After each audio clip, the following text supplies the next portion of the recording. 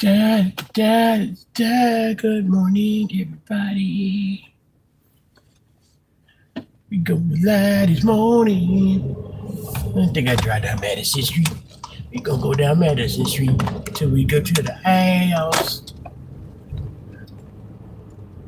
Good morning, everyone. This is your guy, Flav. Flavis in this year. And I just came to bring you about a little bit of morning cheer as I head away from my early morning appointment with my dermatologist. I have a skin issue that I've had for a considerable amount of time, and I've taken upon myself, after all this extended amount of time, to finally go to a certified dermatologist instead of a primary care physician. But surely you don't want to hear about that shit this morning. I hope you're all well. Did I ask already? Were you all well? Yes, I'm doing great. I guess all things considered. I was just thinking this morning. I really was thinking about this yesterday, but I thought about it a little more this morning as I see more and more news come out of the Middle East.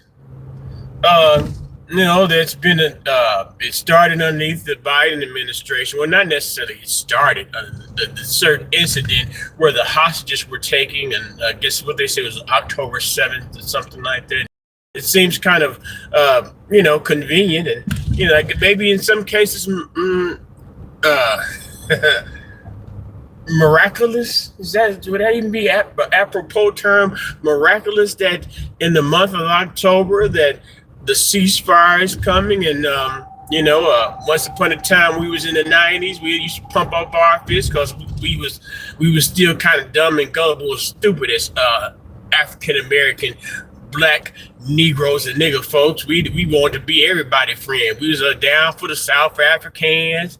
We was down for the Palestinians, and I guess in some cases we still are to some degree. But all that being the front line, I guess you could say, because really in a way we did presume the front line being in America, the free world, because a lot of these people couldn't protest the way they would be able to protest in America the problems that they were having in their homelands. We served as the front line for those people. And, even all that course of devotion and all, consideration and compassion for them people, we still ended up underneath their feet once they got a little liberation. But, it's partially our fault, our pre-existing condition, our continued condition, because for the mere fact that we put others' needs up ahead of ourselves, kind of like, it seems like I'm in Cook County, Illinois, Chicagoland, the Chicago suburbs, kind of like right now with the illegal migrants, how they're still trying to convince us to put someone else's interests in front of our Black American interests. But that's just a preface to the point I'm really trying to make. Now, I still see now the man first when Biden was still in. There's no way in hell Trump's ever going to get back in office. We're sick of Trump. Trump is a clear and present danger. Trump is a dictator. Trump's a tyrant. And all that good shit was going on, but lo and behold, much to the chagrin, much to the dismay, much to the salty and bitter tears of the Democratic Party and others, Trump managed to win. Now, I myself, like I say, I'm apathetic toward a Republican Party win, but I have a severe and strong disdain and hatred toward a Democratic person, because the Democratic people have played on the nigger people heads for damn near forever. And even now, even with this migrant shit, they try to play on the poor niggas across the nation, because when the ICE did the raid on that building, they had a raid on a building, and once upon a time it was known in the history of it was known as being a residence for predominantly Black people. But what people didn't realize during the course of the previous administration and all the influx of 20-something million undocumented immigrants, that Chicago i.e., the mayor Brandon Johnson, he made a way for those migrants to be able to have um, what is it, stipends? Checks. They got checks in order to buy motherfucking, resources and residency. And some people getting cars with that money they was getting from our taxpaying money in Chicago. Now, Chicago has some of the highest fucking taxes in all the 50 states. Imagine paying 11% for sales tax. And not only that, when you buy your liquor and your cigarettes, you got something that they call a sin tax. Now, that seems to be fun, I guess. Hell, do they charge a tax on the communion wine? Is that a sin tax? Should they get a sin tax? But don't let me get too far with what I'm trying to get to. Now, Trump. Now, back in the 90s, like I said, the ever-loving niggas, the most people. The people at the bottom of the barrel, the people who had the less to give to anybody, the people that should be receiving as opposed to giving their last to things. We used to holler peace in the Middle East and all that shit. You know what I'm saying? But, history and learning history and having a knowledge of information, you tend to learn that the Palestinians, once they're doing good, they don't necessarily have a love for niggas. They have a love for the nigga money, just like the chosen folks. They don't necessarily have a strong love for niggas. They have a love for nigga money because niggas like to consume. Niggas like to spend money.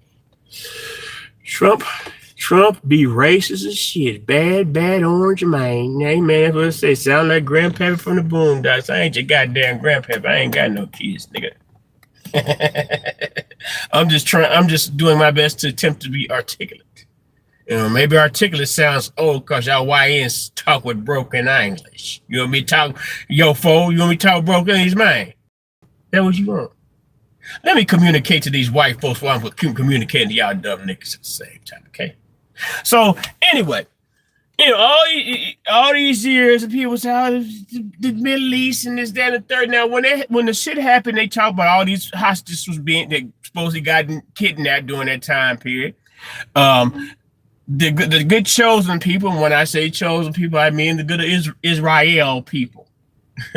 They went about, headed for Hamas. Now, these hostages, I don't know whether they exceeded 500 or even exceeded 1,000, but when the good Israelis went about looking for their hostages, they were killing thousands and thousands of women and children.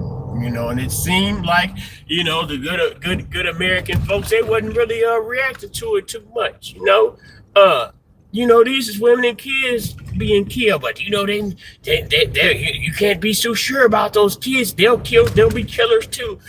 It wasn't no proof about that type of shit. But it kept on going, for years. Now you think about it, I don't know, at least about 2 years they've been killing over there. So it's like, okay. Now they were releasing, and I gotta watch these fools, man. They just pull out in front of you, man. They were releasing like little bits of maybe one or two, a few of the hostages that they had, and I guess they were making concessions for that. Now, as it got later on, and it was, you would think that it was supposed to be leveling out, and they were being supplies and things sent over to the good people, the good Hamas, not the Palestinian people, because they were starving. They bones were showing and shit. But even when they was trying to get them surplus, give them resources and supplies, the chosen people felt that they still had to bomb and kill. So now, Master Trump, they said Orange Man bad, the racist. He made a deal. The deal maker made a deal with those folks and said we're gonna have a ceasefire. We're gonna try to bring about peace in the Middle East. Now, this is something that the previous president could not do or did not do, and now it's being done. So you would think, the good kind liberal folks, good kind Democrat folks, they'd be like, hey, we don't necessarily like Donald Trump, but we should be able to to clap and cheer for something like this. You're saving thousands of lives. Thousands of lives have been lost, and albeit that in my mind from the very beginning it was a land grab. They wanted that. Trump might have been halfway joking when he's talking about a Riviera in the Middle East. But fuck, y'all motherfuckers be speeding up, knowing the motherfucker want to turn. He might have been joking about that Riviera in the Middle East, but that's what at this point. The West Bank or whatever, the Gaza Strip or whatever, that shit is a wasteland. That shit is leveled out shit. What they gonna do now is take the bulldozers and use modern means in order to reconstruct that area, and it is gonna be some brand new and totally, whatever. Now, mind you, like they do in big cities, they might try to pull the claim like, boss man, what's happening? They might try to pull the claim like, we're going to have affordable housing for the displaced Palestinians. And, because at one point they were just talking about, here, y'all just got to go. This is too messed up over here for y'all to be over here. Y'all can't build it up. Y'all ain't got nothing no more because we destroyed everything. So it was like, okay, at that, that since everything is destroyed, and just a little while ago, everybody was starving. Now it's, since the ceasefire is going on, people are going to play like they're humanitarian, because in their endeavor to play humanitarian, they're going to be able to get stock or get some type of investments or possession or financial interest in the now destroyed West Bank. When they rebuild, they might get some type of concession to make them some money or get them some position. So all these countries or whatever certain interests are going to be trying to play kind at this point. They're gonna give some loaves of bread and bottles of water in the name of humanitarianism, so they won't be forgotten when it's time to start breaking land and getting this money. But I still ain't really got to what I'm getting to. So you would think if you're a leader, if you're a president of the United States, and you were able to be spearheaded as someone who made this happen. And not only that, I think it was something going on in Pakistan. It was two nuclear powers, and they were having beef, and Donald Trump made peace there. Now, mind you, the Nobel Peace Prize went to a Venezuelan lady. And which I found amusing because of the fact that it's countless Venezuelans that were dropped off in Chicago in the name of Tren de Agua by W. Bush. Not W. Bush, motherfucking Biden. Retarded Biden. You would think that after they dropped all them people off, that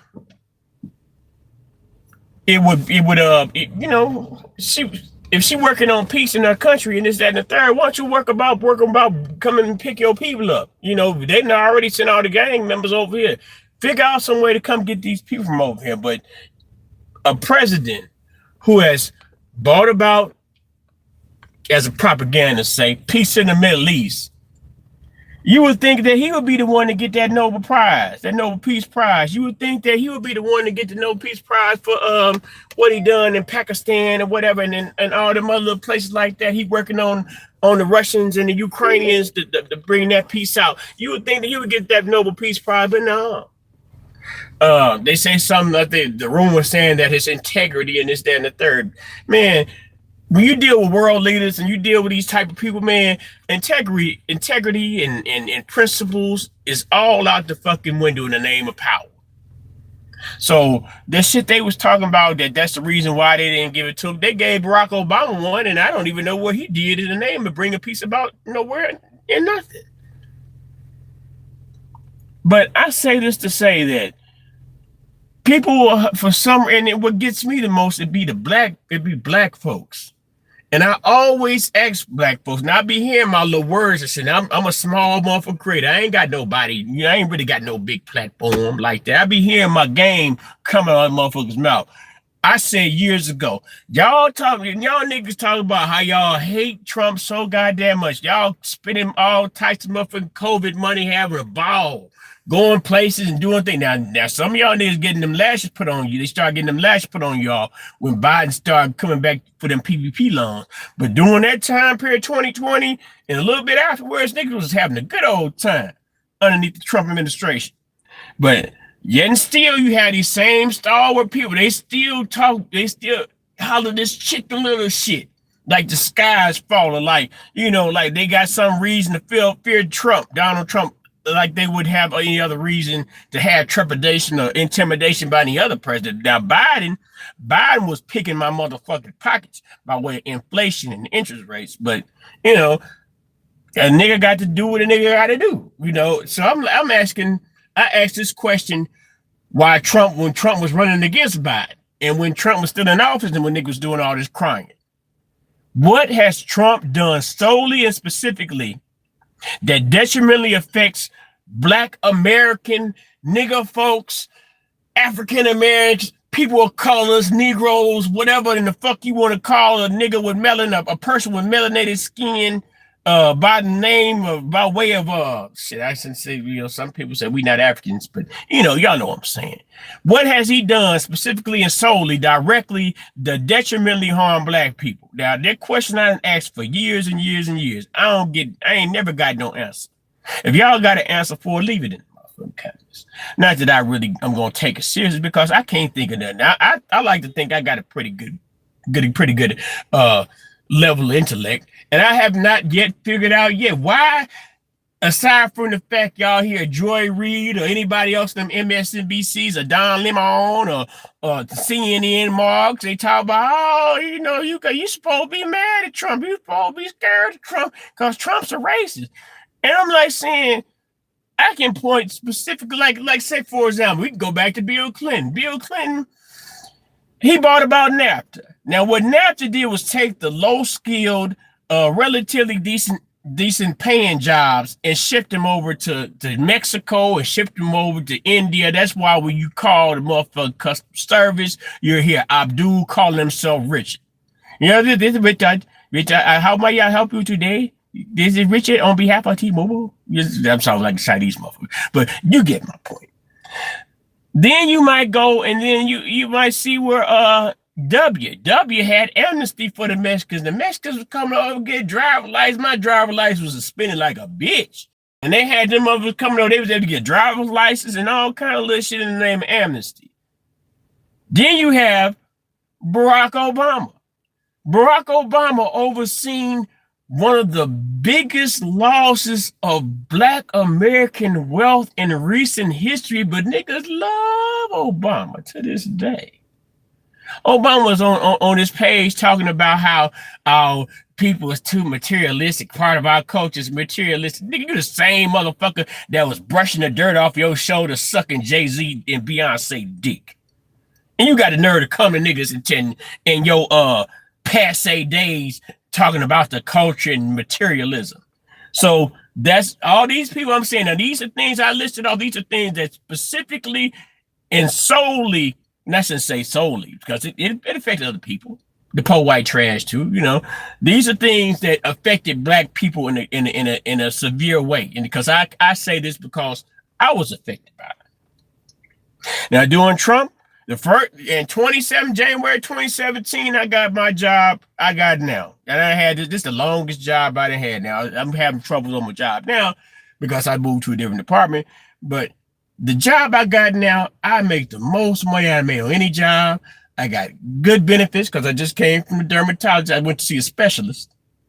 And, I got my copay. I don't even think they mentioned copay, but I know my copay for medication. And I got it's a big ass bag of skin shit.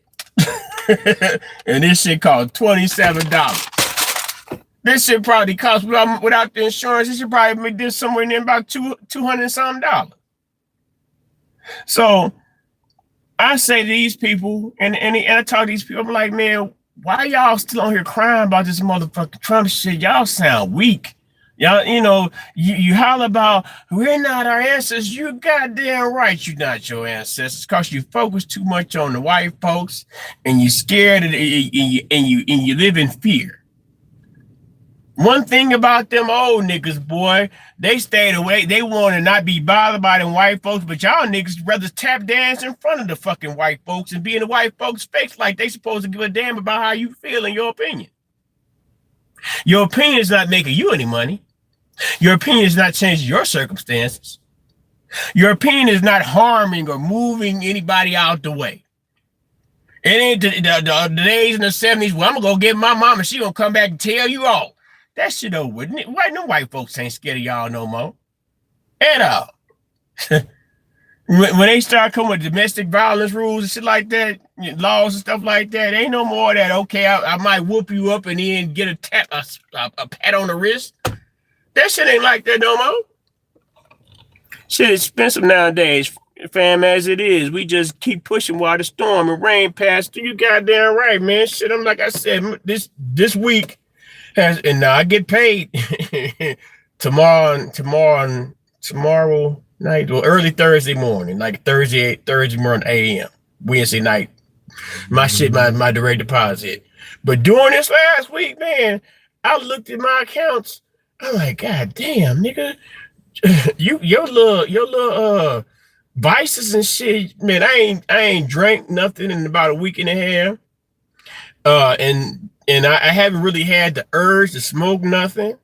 Now, aside from cigarettes, now, if I can get the taste, you know how people talk about, I'm gonna pray to God to take the taste of alcohol out of my mouth, and this, that, and third. And then it's like, okay.